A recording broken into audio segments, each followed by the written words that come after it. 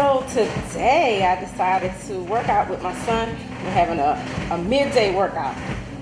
So we did some strength training, some calisthenics, did some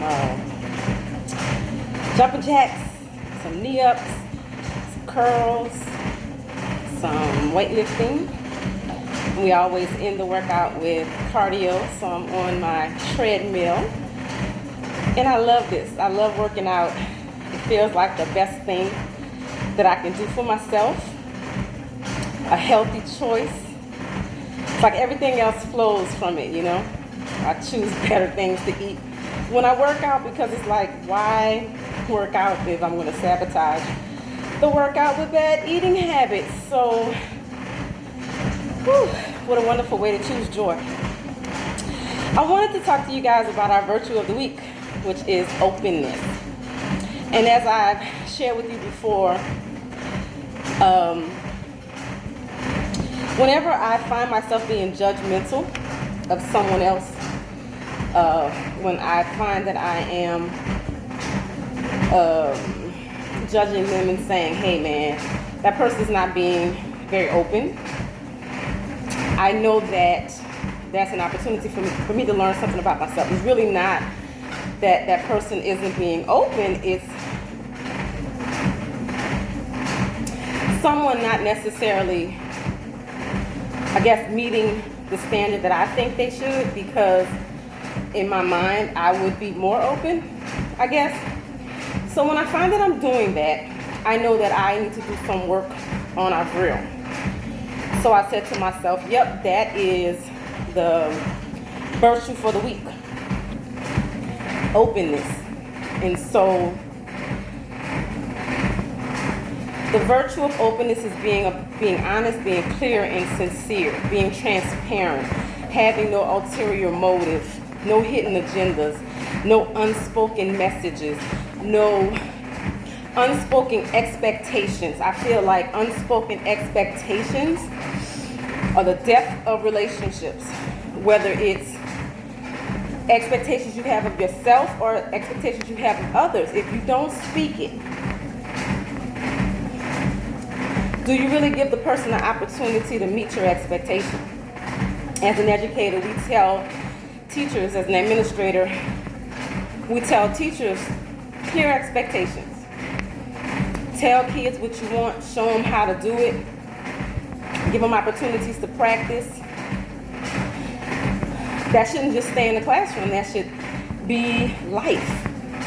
But all too often we require people to read our minds. Well, if they knew me better, they know that's what I wanted.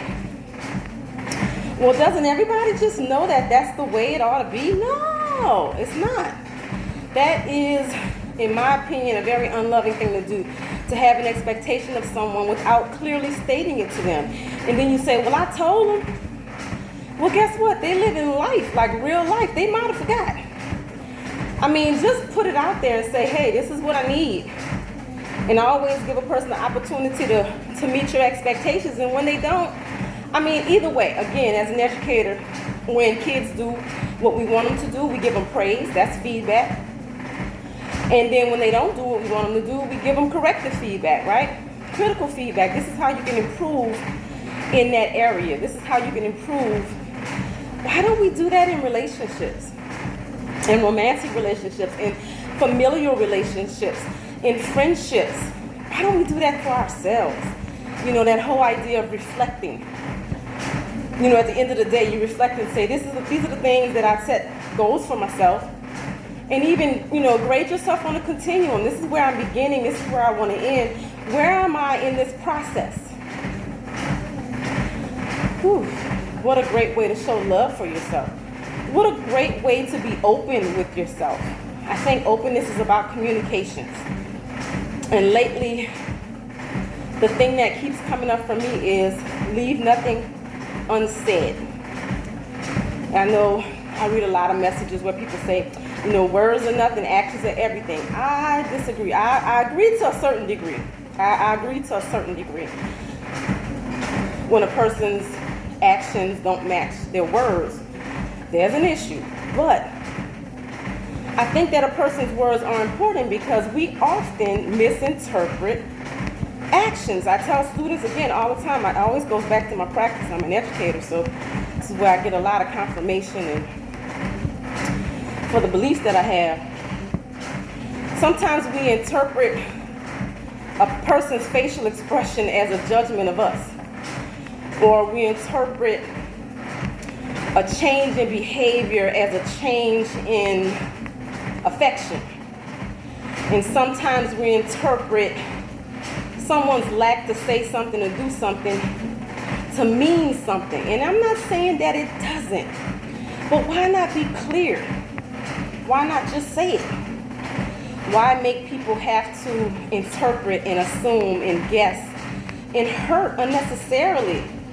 Because we're unable to use our words. We tell kids that all the time, right? Use your words.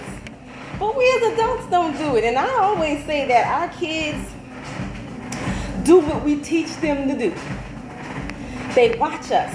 They don't just listen to us, they watch us.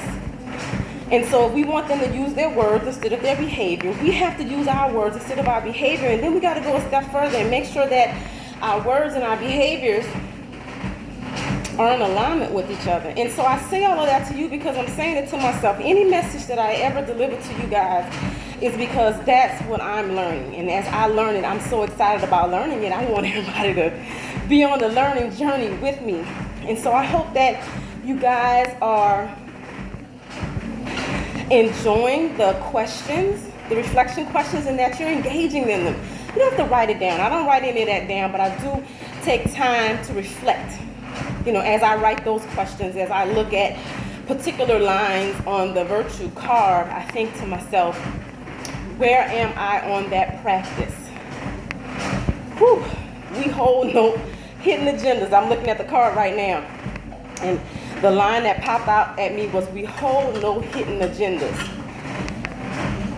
That we're open and honest about what it is we want and how we want it.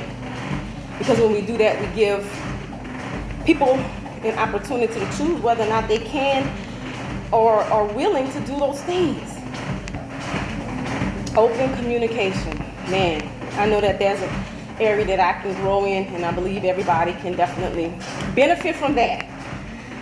So, go and take a look at that virtue card. Read it. Read both sides. Read the practice. Read the explanation. Ask yourself those questions. It's a wonderful opportunity for you to grow in different areas of your life. Dedicate yourself to that. I'm dedicating myself to getting off the sofa this spring break and moving around. So it feels good, starting to sweat. Gonna drink some water. Thank you guys for tuning in today. I hope that you're having as great a day as I am. I want to remind you guys to be kind to yourself and others. Always embrace that you have the power to choose joy. Completely in your wheelhouse. You get to choose joy if that's what you want to experience. So I hope that that's what you choose today. Take care, everyone. Bye-bye.